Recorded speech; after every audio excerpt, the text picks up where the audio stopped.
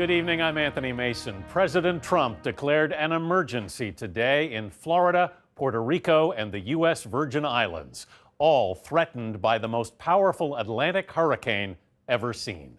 Irma, a Category 5, has already turned deadly on the islands of the Caribbean. The National Hurricane Center says chances have grown for a direct hit on Florida, possibly as soon as the weekend.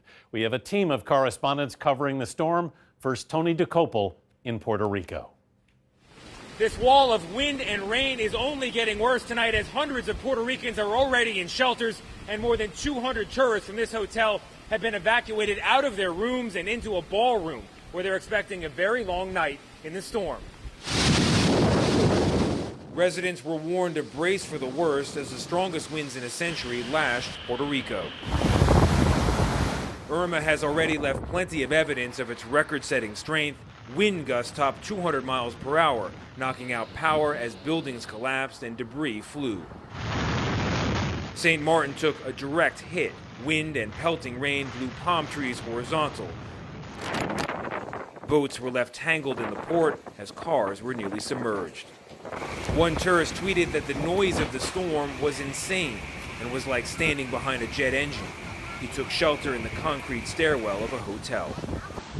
In St. Barthélemy, roofs flew off buildings. Streets became rivers as Irma continued its destructive trek past the British Virgin Islands on its way to the Florida Keys. Puerto Rico ordered an evacuation of low-lying areas, but in the coastal village of Las Croabas, 80-year-old Agustin Moija has decided to stay in his home, along with his wife and grandson. Most of your neighbors have evacuated. That's right. But why not you? Because they don't feel safe in their houses.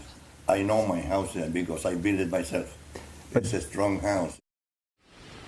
Puerto Rico is warning that some parts of the island may face 6 months without power. Meanwhile, France, Great Britain, and the Netherlands are sending emergency food and supplies as islanders all across the Caribbean dig out and begin to survey the devastation. Anthony? Tony DeCopel in Puerto Rico tonight. Thanks.